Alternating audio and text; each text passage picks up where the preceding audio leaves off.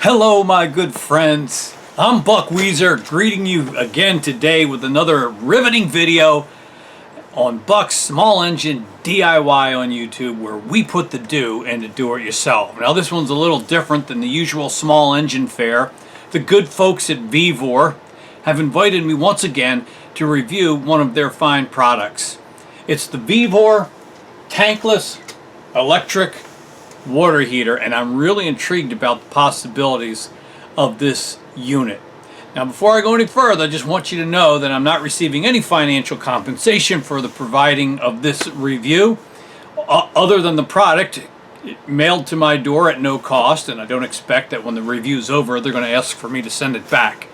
But beyond that, that's all I got. Now, you can buy this product on Amazon, and I'll have a link in the description. I don't make any money off that link. It's Vevor's link. So like I said, I'm not receiving anything other than the product itself. And as a result, I feel I can be as candid and frank as I think anyone would want me to be as I review this product. So here I have it up on the screen behind me, and I want you to zoom in on that and just take a little bit of a closer look at what the Vevor company is saying about their product on Amazon. So let's look at that together. Vevor Tankless Water Heater Electric, 7 kilowatts, on demand, instant under sink water boiler.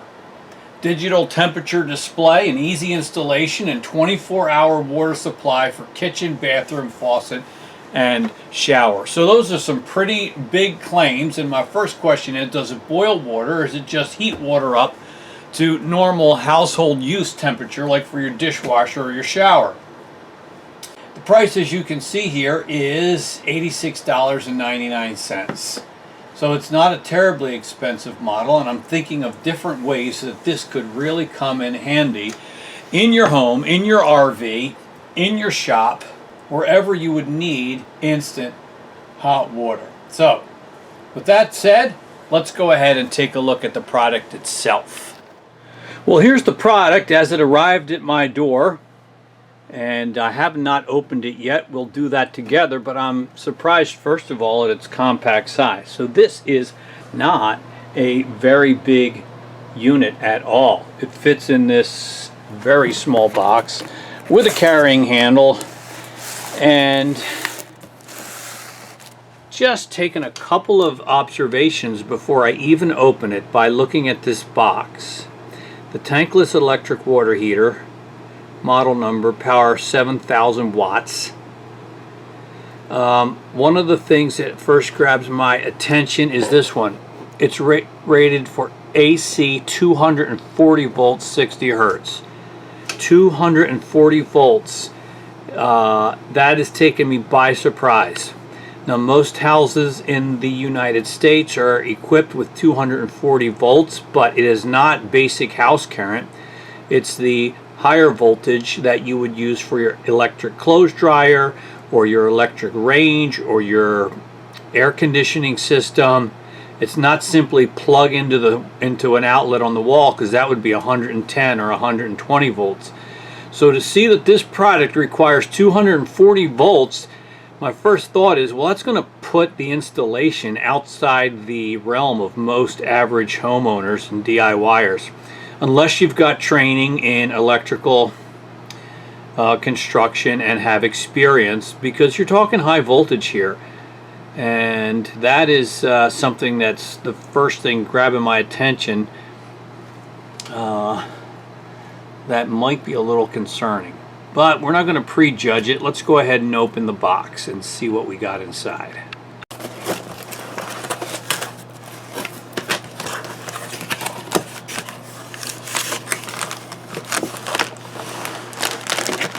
Alright, seems to be wrapped up pretty good. There's the unit, wrapped in bubble wrap, and the only other thing in the box is some instructions and some mounting hardware, and it looks like some rubber washers or gaskets with filter screens on them. Right.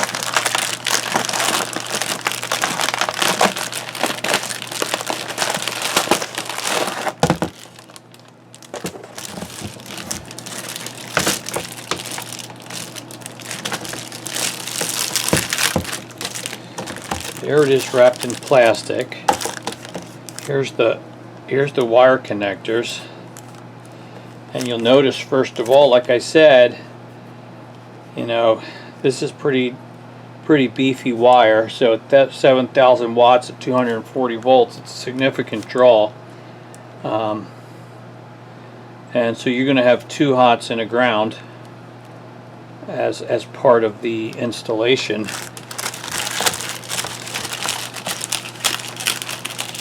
And so it's not going to be as simple as, you know, plugging it into the wall and having your hot water. It's going to require some electrical configuration that has to be done properly. So there's the unit. Got 2 inlet and outlet, cold and hot. Goes in cold, comes out hot. That's pretty clear. Some places on which we can mount it. I guess that's what this hardware is for. Under the sink, on the wall. Very simple control panel here on the front. Power button. A few other buttons. They must simply be touch, but there's nothing, when you push them, there's nothing that gives. So we'll have to work through all of that. Alright, my friends, I'm going to take a few minutes and open the instructions and look over them. And when I come back, I'll give you some of the things that I've learned as we prepare to put this product to the test. See you soon. Okay, so welcome back as we talk about the Vevor tankless electric on-demand hot water heater that we're reviewing today. And I spent some time looking at the instruction manual, and though you may not be able to see it very clearly, I'd like to highlight a few things for your attention. Well, one of the first things you begin to realize is, as they say on the very top of the opening, this is not a do-it-yourself project. So they really want you to use a licensed and qualified plumber, a licensed and qualified electrician. I told you, especially when I realized that it requires 240 volts, that this may be out of reach for the average DIYer. Now, I'm not the least bit intimidated by it. My dad is an electrician, so I grew up the son of an electrician and feel a lot of confidence with pretty much anything related to household electricity. And I've learned how to do that safely, and I feel I'm going to be able to install this. But if you have some hesitations or reservations, then yes, you will probably need to get someone with experience and knowledge to help you install this. The minimum required circuit breaker would be a 30 amp. So it's 240 volts, so it's going to be a 2-pole 30 amp breaker. And the minimum wire size is number 10 copper. Okay, so that's what will be required for a 30 amp breaker. The only places you're going to find that in your house would be if you have an electric hot water heater, or if you got an electric range or an electric clothes dryer. Those are going to be the places where that kind of electricity is already provided. If not, you're going to have to run a circuit that meets these qualifications to supply power to this unit. So again, it may not be as convenient as it first would appear. Alright, so let's go a few other things. It says indoor locations only. Then later it talks about being careful if it freezes that you let it thaw before turning it on. So I don't know, if it's freezing, and it's probably not inside. So perhaps there could be some outdoor applications for this product. Some confusing things that I wanted to bring to your attention, as it says up here, not suitable for, I'm sure you can see that, not suitable for bathing, but then down here lower it talks about testing the temperature of the water before taking a shower. Well, shower and bathing seems similar to me, so I don't know what that warning is intended to convey. We learn here the appliance must be permanently connected to a fixed circuit breaker and it must be installed vertically. So a fixed circuit breaker means they want this hardwired in. They don't want you putting a plug on here that you can unplug and plug back in. They want it hardwired all the way back to the circuit breaker panel. Installed vertically confused me at first, because later they talk about two different ways to mount it, with the water outlets either facing up or facing down. I guess what they mean to say by vertically is they want it this way or maybe this way, but they don't want it laying down. Okay, so that's something to keep in mind. I dropped the instructions. Let's see what else we learned here. This is highlighted here at the bottom of the page. Connected only to a circuit that is protected by a recognized ground fault circuit interrupter. Well, there are no GFI receptacles for 240 volts. It would need to be tied into a GFCI breaker, 2-pole breaker, in your circuit breaker panel. And I'm going to tell you right now, I don't have one of those. I was poking around online. I would have to get one. Here's one that would fit my panel for sale at Lowe's. It's $119. So, you know, if you're going to use this according to the instructions, you're going to need a GFCI circuit breaker, 2-pole 30 amp circuit breaker, to properly use and install this. So I'm just telling you what they say here, people.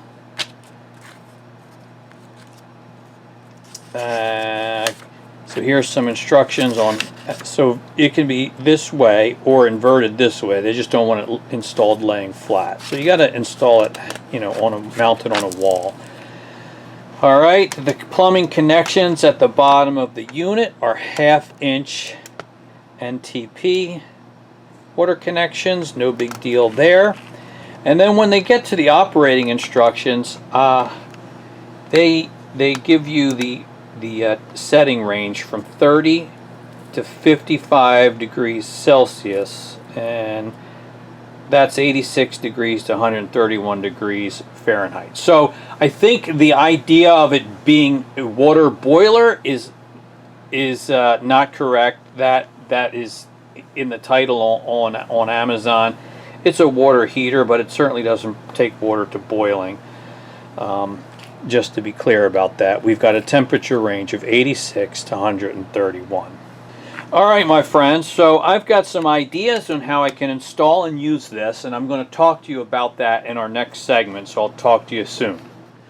Okay, so welcome back. It's been a couple of days, and I have successfully installed the Vevor on-demand instant hot water heater, and I wanted to so we're ready to test it out. I wanted to talk to you just a little bit about the installation. This is more of a product review than it is a how-to video, but a couple of things about what I decided to do. So we're here in our laundry room, and we're going to use the instant hot water heater to provide hot water to our laundry room sink. And I chose this location for two reasons. The first is I've got a 240 volt 30 amp circuit already in here, originally for the electric clothes dryer. But we now use a gas dryer, so that 240 volt 30 amp circuit has gone virtually unused. So it was available, and I thought that would be a good way to get our power to the unit. Also, the other reason is this laundry room sink in the corner of the house is as far away as you can get from our main house hot water heater. So when you do ask for hot water here at the laundry room sink, this basin, you wait a long time till it finally shows up. So I'm thinking that this may be a really good solution to provide instant hot water in this corner of the house. This sink gets a lot of use, I will say that, because my wife has a soap making business, and she does a lot of washing of her pots, pans, utensils, and soap related stuff at this sink. So having hot water here I think is a good idea.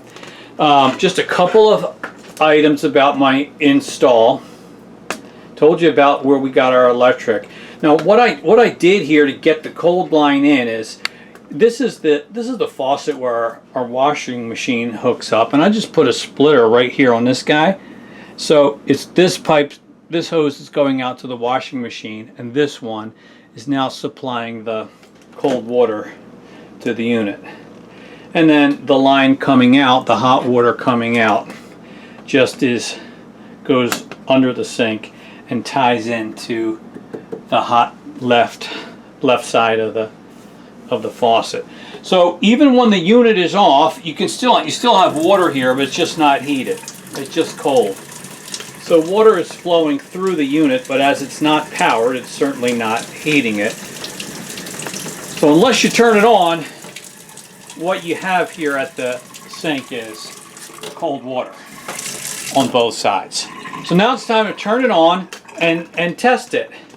And so let's do that together, and we're gonna see if it puts out hot water.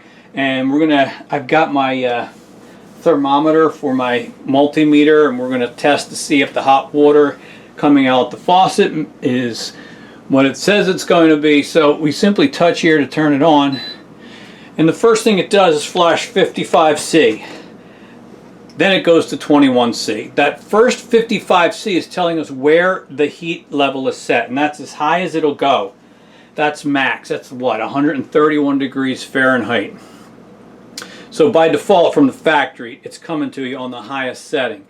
And then the other one, the other temperature said 21 Celsius. It's measuring the temperature at the outflow, which of course it hasn't been heated up yet, so nothing to see there. So now with it powered up, you don't have to turn the power off. It'll just go into standby mode until such a time as you turn on the hot water. So we're going to turn on the hot water and see if our unit functions. All right, so saying 21, 26, let's see, you see it climbing? It's climbing. I'm just using my hand here. It's definitely hot already. Not burning me, of course. And again, you can see that outlet temperature climbing there. 40 degrees Celsius. That should go up to 55. Isn't that what it was set for?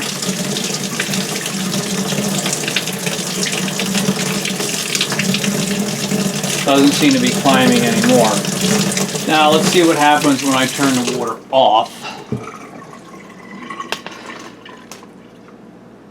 Don't see anything happening there.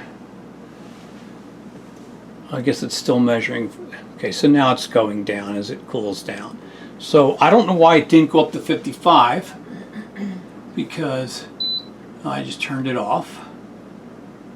We'll turn it back on. See, it says 55. All right, we're running it again. I see the output temperature climbing 44. Starting to feel hotter here to the touch.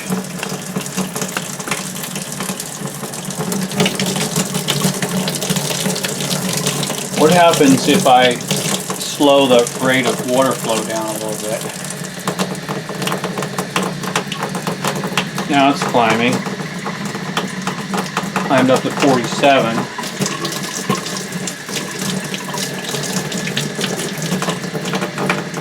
48, 49,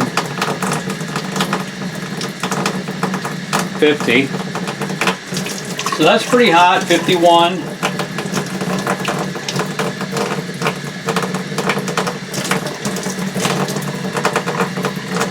So that feels pretty hot to my hand, but you can see that I really don't have the water flow at a very high rate right now, and it appears to be maxing out at 51 degrees Celsius. So let's turn it down even more.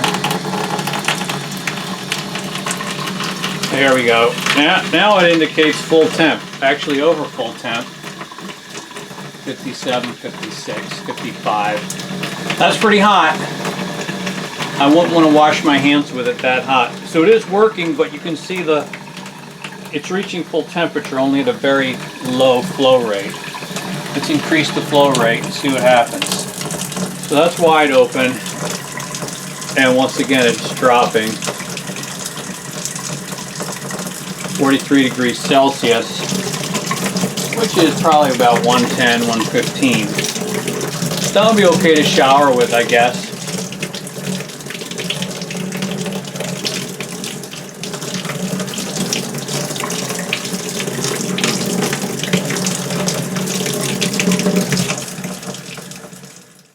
Okay, I thought it might be fun to use my multimeter on the thermometer setting with this thermometer lead, just to compare the reading of my meter, the temperature of the water, with what is actually stated on the display screen. Alright, so let's turn it on. And the unit comes to life immediately unless you've powered it off. So it's telling me its water's coming out at 40 degrees Celsius, it's climbing to 41, 42. And that's what my multimeter is saying also. I hope you can see it. Okay, it says 44 degrees on the output, and my meter says 42, 43. It says 45 on the unit, 43.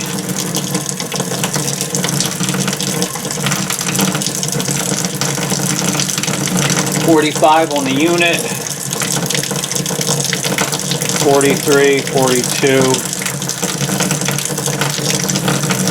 Still says 45 on the unit, 40, 41. So there's a slight drop. There's a slight drop over the small distance, as you would expect. So anyway, it says right here that it is heating at 48 degrees Celsius, and that's about 120 degrees, and that feels pretty hot to my fingers. Not scalding, but not bad.